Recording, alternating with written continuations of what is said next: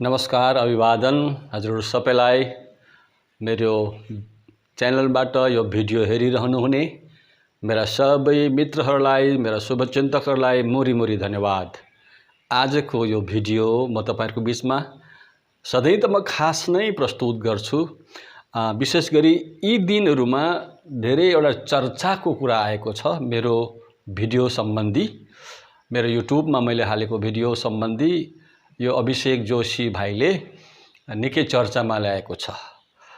धन्यवाद छ भाइ अभिषेक जोशीलाई, तपाईले मलाई निकै चर्चित तुल्याउँदै हुनुहुन्छ। तर तपाईको मन्दबुद्धि देखेर मलाई साह्रै खिन्नता लागिरहेको छ। यद्यपि म तपाईसँग मन दुखाउने काम छैन, किनभने तपाईको स्वभावमा, भित्र रक्त सञ्चारमा जस्तो कुरा छ त्यस्तै कुरा तपाई बाहिर निकाल्नुहुन्छ। तपाईको भित्र भाँडोमा जे छ त्यही त निकाल्ने हो। त्यसले गर्दाखेरि तपाई आफ्नो परिचय, तपाई आफ्नै व्यवहार र बोलीबाट दिँदै हुनुहुन्छ। ठीक छ भाइ, तपाईको खानदानी त्यो रगतले नै तपाईलाई यस्तो कुरो सिकाइरहेको छ। तपाईले आफ्नो परिचय विश्वमा प्रख्यात हुन खोज्दै हुनुहुन्छ होला। तपाईलाई मान्छेले चिनिरहेका छन् तपाई कस्तो मानसिक रोगले ग्रसित भएको मान्छे हो भनेर। मैले तपाईको मूल्याङ्कन गरिरहनु खाँचो छैन, तथापि तपाईले मलाई पागल भन्दै हुनुहुन्थ्यो। पागलले सबैलाई पागल देख्छ, यो कुरो तपाईले जानिराख्नुहोस्। आज म यो गाईको मासु खाने वा नखाने, अथवा हाम्रा पौराणिक ग्रन्थहरुमा हाम्रा ऋषिहरूले, महर्षिहरूले, ब्राह्मणहरूले, अरू मानिसहरूले वैदिक ग्रन्थहरुमा गोमांस भक्षण गरेको अनि गोमेध यज्ञ गरेका यी धेरै कुराहरू छन्। मेरा शुभचिन्तकहरू, प्रभुका लोगहरू, तपाईहरुले विशेष गरी यो एउटा चर्च टिभीमा एकजना व्यक्ति प्रभुका जनले भन्दै हुनुहुन्छ, भिडियो मैले हेर्न पाइरहेको थिएँ अनि फेसबुकको माध्यमबाट पनि धेरै कुराहरू चर्चामा ल्याइरहनु भएको छ। अनि अभिषेक जोशी गल्तीमा छ कि पण्डित माधव उपाध्याय नै गल्ती हो, यस विषयमा तपाईहरु छानबिन गर्दै हुनुहुन्छ। यो एउटा असल बुद्धिमान मानिसको परिचय हो। अनि आज म तपाईलाई अभिषेक जोशीले भनेका कुराको जवाफ दिनु मलाई केही खाँचो छैन, किनभने ऊ धर्मशास्त्र जान्दैन, ऊ धर्मशास्त्रको विषयमा केही पनि ज्ञान छैन। ऊ कताबाट के सुन्छ, त्यस्तै कुराहरू गर्छ। त्यसले गर्दाखेरि यो अल्पविद्या भयङ्करी भन्नु भने अब यसलाई मैले किन यसको कुरालाई मैले किन बेसी सिरियस लिइरहनु। यो जस्तो छ आफूलाई त्यस्तै प्रकट गरिरहेको छ। यसकारणले म अभिषेक जोशीले बोलेको कुरालाई उत्तर दिन आएको, कसिएर आएको होइन म, यो कुरा स्पष्ट होस्। तर परमेश्वरका जनहरू, तपाईहरूलाई स्पष्ट होस्, तपाईँ र हाम्रा पुर्खाहरू जब हामी यीशु ख्रिस्टलाई विश्वास गरेका थिएनौँ, हाम्रो भारतीय इतिहास, हाम्रो भारतीय अथवा धर्मशास्त्रहरू, पौराणिक ती इतिहासहरू, ती ऋषि महर्षिहरूले प्राचीन युगमा कसरी जीवन बिताउँथे र कसरी आफ्ना ईश्वरलाई पूजा अर्चना गर्थे, यस सन्दर्भमा तपाईलाई मैले प्रश्न पारेको हो। यो कुरा हजुरलाई स्पष्ट होस्। आजको भिडियो म तपाईलाई फेरि पनि प्रस्तुत गर्दैछु।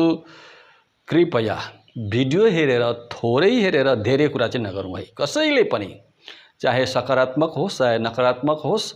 भिडियो थोरै हेरेर धेरै कुरा चाहिँ गर्नु उचित होइन। भिडियो पुरै हेर्नुहोस् अनि बोल्न मजा लाग्छ। कृपया यो मेरो तपाईसँग विनम्र अनुरोध छ।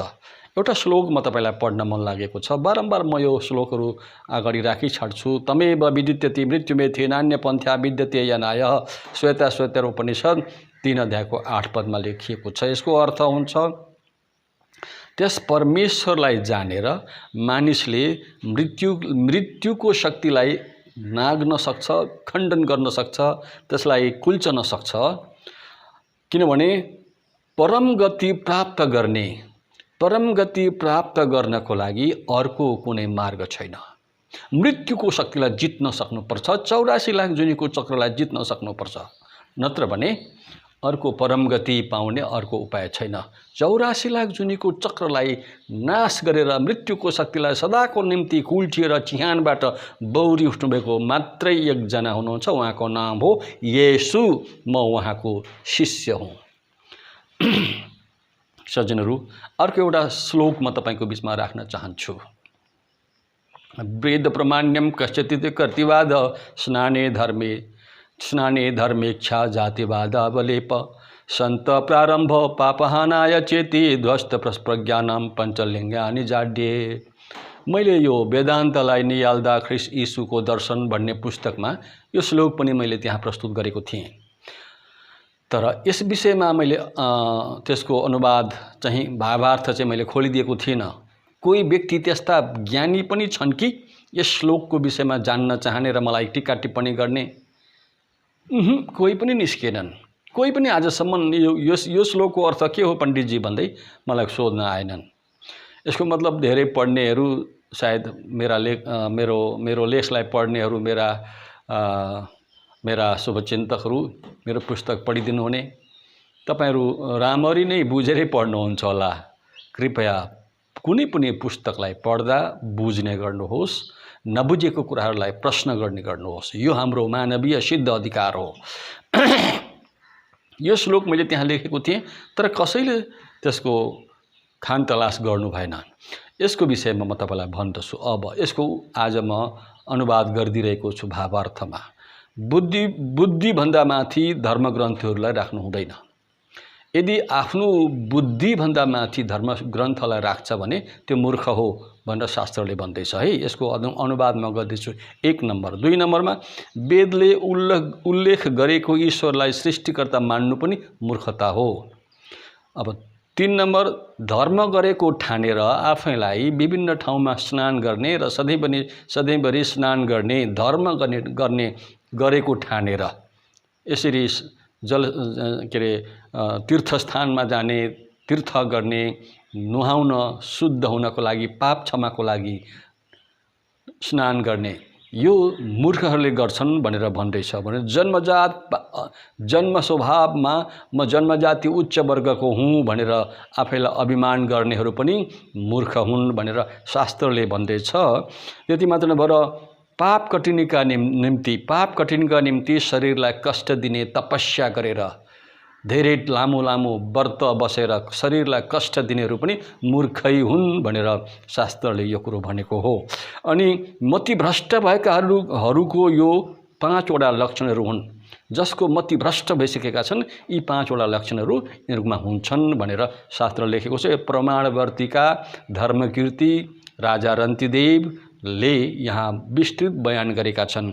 हामी यो कुरो पाउँदछौँ। राहुल शङ्कृत्यायनले लेखेको पुस्तक तपाईँले पढ्नुभयो भने अलिकति ज्ञान छ र बुद्धि छ र बुझ्न अझै त्यहाँभन्दा अगाडि बुझ्न चाहनुहुन्छ, त्यो ज्ञानको खुड्किलोमा चढ्न उक्लिन चाहनुहुन्छ भने हेर्नुहोला कृपया।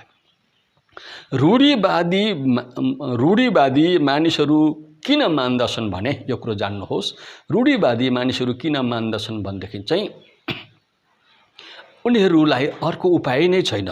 किनभने रूढीवादीबाट उम्किने कतैबाट ठाउँ नभएको कारणले चारैतिर घेरेर रूढीवादमा मान्छेलाई पक्रेर राखेको कारणले, रूढीवादको चक्रव्यूहभित्र मान्छे फसेको कारणले अब रूढीवाद नमानी नहुने रहेछ भनेर रूढीवादलाई नै सबै कुराहरू मान्छेले मानिलिएर आएको छ।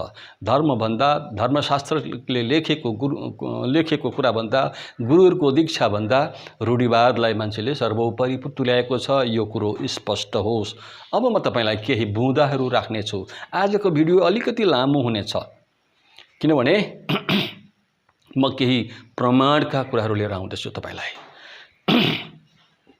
भगवान राम जब अयोध्याबाट निस्किए, 14 वर्ष वनवासको लागि निस्किएर धेरै 9 दिनसम्म बसेर मृग मारेर त्यहाँ ठुलो भोज भत्यार गरेर मृगको मासु खाएर त्यहाँका सुन्दरी युवतीहरूसँग मोज मज्जा गरेर रासलीला क्रीडा गरेर आफ्नै सीतालाई पनि मदपान खुवाएर मस्त तुल्याएर उनले ऐस आराम मस्ती गरेका छन् 9 दिनसम्म। यस कारणले रामनवमी भनेर भनिन्छ। यो कुरो याद गर्नु होला। यो एउटा इतिहास, सत्य इतिहास छ। 1 नम्बर। अनि दोस्रो नम्बरमा शास्त्रले मूर्ति पूजा गर्न निषेध गरेको छ। आज म तपाईलाई जे कुरो भन्दैछु हरेक कुरालाई म प्रमाणसहित राखिरहेको छु। यो कुरो तपाईले याद गर्नुहोस् र पढ्नुहोला कृपया। म हरेक खण्डलाई जब राख्दछु त्यहाँ शास्त्रीय प्रमाणहरू प्रस्तुत गरिरहेको छु। ईश्वर भौतिक पदार्थमा हुँदैनन् अथवा मूर्तिमा ईश्वर हुँदैनन्, न त मानिस नै ईश्वर बन्न सक्छ, आचार्य देवो भव भन्ने कति ठुलो भ्रम हो भन्ने कुराहरू त्यहाँ तपाईँले पाउनुहुनेछ। वैकुण्ठमा 4 नम्बर वैकुण्ठमा बिलौना गरिरहेका थिए नारदजी भगवान विष्णुको अगाडि। तपाईलाई यो कुरो पनि म राख्नेछु। अनि धर्मले हिंसा गर्न सिकायो भन्ने कुरालाई म तपाईको बीचमा प्रमाण सहित राखिरहेको छु। यो कुरो हजुरलाई स्पष्ट होस्। ऋग्वेद गवाही छ, हाम्रा पौराणिक इतिहासमा ती अग्रजहरू, ती ऋषि महर्षिहरू, ती राजा भगवानहरूले गोभक्षण गर्थे। यो कुरो म प्रमाण सहित राखिरहेको छु। यद्यपि कति प्रभुका लोकहरूले प्रमाण दिइसक्नु भएको छ, कतिले मबाटै प्रमाण खोजिरहनु भएको छ, त्यसकारणले म तपाईलाई प्रमाण दिइरहेको छु। धर्मशास्त्रका ज्ञाताहरू कस्ता हुन्छन् भनेर अहिले मैले भर्खर पढेर सुनाएँ। यो वोल्गा टु गेन्जेस लेखक राहुल संकृत त्यहीले पनि यो कुरालाई प्रस्तुत गर्नुभएको छ। बुद्धिमान छोरो जन्माउने हो भने बुद्धिमान पुत्र प्राप्तिको लागि आमा बाबुले ब्राह्मणीले के गर्नुपर्छ, कसो गर्दा चाहिँ, कसरी चाहिँ के खाँदा र कसरी सम्भोग गर्दा चाहिँ छोरो बुद्धिमान जन्मिन्छ, यस विषयमा पनि म तपाईलाई प्रस्तुत गरिरहेको छु, प्रमाण दिइरहेको छु। तर्को प्रतिष्ठा श्रुतयो विभिन्ना नैको ऋषिर्यस्य मतं प्रमाणम धर्मस्य तत्त्वं निहितं गुहायां महाजनो ये न गता सपन्थ्या। सज्जनहरू हो, तपाईँ तर्क गर्न आउनुहुन्छ। तपाईँका पौराणिक इतिहासकारहरू, ती ऋषि महर्षिहरूले पनि आफूले तर्क गर्न नसकेर, प्रमाणित गर्न नसकेर उनीहरू नतमस्तक भएका छन्। तपाईँ के तर्क गर्नुहुन्छ? तपाईँ के तर्क गर्नुहुन्छ? त्यो तपाईँको आफ्नो कमजोरी समझको परिचय हो। अनि तपाईले मलाई जेसुकै भन्नुहोस्, चाहे गाली गर्नुहोस्, चाहे जेसुकै भन्नुहोस्, मलाई केही मतलब भएन। किनभने म आफ्नो लक्ष्यमा स्थिर छु। मैले लक्ष्य गुमाएको छैन। मैले कुनै धर्मलाई होच्याउने उद्देश्य पनि लिएको होइन, तर मैले पढेर पाएका सत्य तथ्य कुराहरूलाई मानिसको बीचमा प्रस्तुत गरेको मात्रै हो। यहाँ भन्दा अर्को उद्देश्य मेरो केही पनि छैन। मलाई मेरा प्रभु येशू ख्रीष्टले सिकाउनु भएको छ, न धर्मस्य खण्डनार्थे जगति जातोहम धर्मस्य परिपूर्तिरेव मे अवतार हेतु। मत्ती सुसमाचार 5 अध्यायको 17 पदमा लेखिएको छ। एउटा बिन्दु पल्लाई पनि उहाँले खण्डन गर्नुहुन्न, हटाउनुहुन्न। तर ती सबै धर्ममा, ती धार्मिक विधानमा भएका अधुरा, अपूर्ण, असुधारका कुराहरूलाई पूर्ण गर्न येशू ओर्ली आउनुभयो यस संसारमा, मानव जातिको बीचमा। यस कारणले यो शिक्षा मलाई प्रभु येशू ख्रीष्टले दिनुभएको छ। यस कारणले म कसैलाई अपमान गर्ने, कसैको धर्मलाई होच्याउने होइन, तर मैले मानेर खोजेर त्यहाँ खानतलास गर्दाखेरि त्यहाँभित्रको कुराहरू जब मैले खोजेँ, पढेँ, बुझेँ, त्यहाँभित्र मैले हावा समात्न खोजे जस्तै मैले केही पाइनँ, तब म अन्तमा मेरा उद्धारकर्ता, सारा संसारको उद्धारकर्ता, परमेश्वरको प्रिय पुत्र येशू ख्रीष्ट जो संसारमा कन्याकुमारीको कोखबाट जन्मनुभयो, उहाँ इम्मानुएल भएर जन्मनुभयो, यज्ञ स्वरूपा भएर उहाँ जन्मनुभयो। यही येशू ख्रीष्टको उपासना गर्दछु म कसैलाई होच्याउने, दोस्याउने, गाली गर्ने, बेइज्जती गर्ने, आफ्नो भित्री मानसिक रोगले ग्रस्त भएको स्वभाव प्रकट गर्ने मेरो यो उद्देश्य होइन। अभिषेक जोशी पनि मेरो भाइ हो, नेपाली नागरिक हो, त्यसले मलाई जेसुकै भन्नुहोस् त्यसलाई म आफ्नो भाइको रूपमा मानिलिन्छु। यसलाई पनि उद्धारको खाँचो छ। यसलाई पनि पापको दासत्वबाट निस्कनु पर्छ। परमेश्वरले आजको यो भिडियोबाट मेरा सबै शुभचिन्तकहरूलाई कृतज्ञ हुँदै धन्यवाद दिन्छु। आशिष दिएका हुन् परमेश्वरले।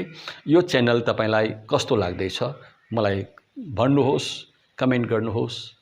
अनि यदि राम्रो लाग्दैछ र अझै पनि यो च्यानल पाइरहन चाहनुहुन्छ भने निश्चय सब्स्क्राइब गर्नुहुनेछ।